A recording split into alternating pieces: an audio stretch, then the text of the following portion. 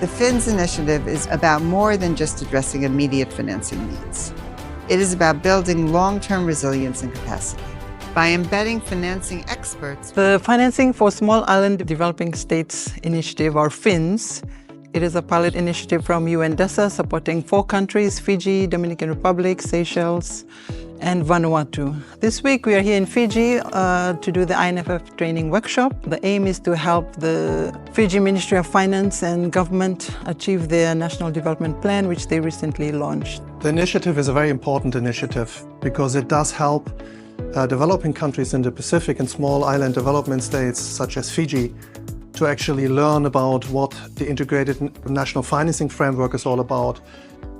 We need a financing architecture that ensures resources are directed towards the right purposes and to the priorities in the development plan, and at the same time in the most effective way. This brings us to the core of today's workshop on understanding how we can use the integrated national financing framework to create a cohesive financing strategy that will bring Fiji's national development plan to life. For that reason, we have also included one of the pillars is people empowerment. Empower people to achieve or do things for themselves. So we need to change the way development, I think, works and create a different mentality, but also a system that no single person can come and solve your problem. It has to be a framework. It has to be a process.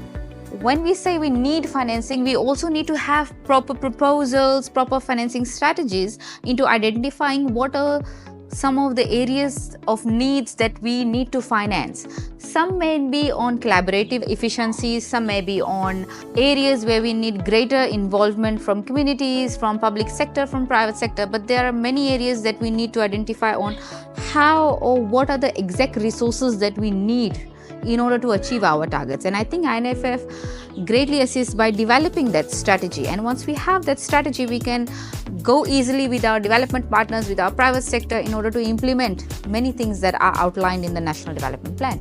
Fiji has been subject to significant shocks over the years.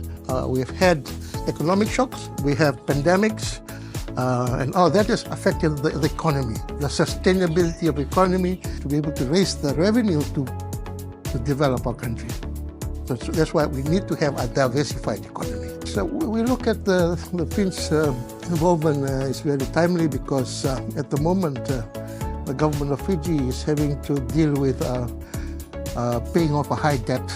So we would be looking at the capacity that has been developed out of this workshop to be able to identify what are the financing options available to the ministries in consultation with the Ministry of Finance to implement some of the projects that emanate from the NDP. I believe the INFF has given us a very comprehensive understanding on the 4 building blocks. It was pretty interesting to know the financial strategy as well. So I think these 4 building blocks in a way put us forward towards the implementation of the NDP and towards achieving the top development priorities which is outlined in the National Development Plan. It's a good opportunity for us in the ministry as well as nationally to do a stocktake of the current finance strategies, as well as identifying what the gaps are. And the INFF would help us strategize on how we can get to where we want to be in 2029, which is when the NDP will be is covering the period from 2025 to 2029, and also the vision for 2050s. INFF application is a long-term process, and we really, in this initiative, is trying to help with that knowledge transfer. The FINS project on INFFs helps Fiji implement its National Development Plan. It's about moving towards policy integration, about mobilizing and aligning available financing with your national priorities. It's moving away from business as usual, ensuring that your policies are risk-aligned, that they align with different dimensions of sustainability, and to ensure that you have trade-offs and externalities included in your thinking when you're coming up with financing policies. Well, DESA expects that after a couple of years, we are able to strengthen the capacity of the government and specifically within the Ministry of Finance to think about all sources of development. That's a key outcome for us to make sure that we work towards that, to have a more coherent approach to financing for sustainable development.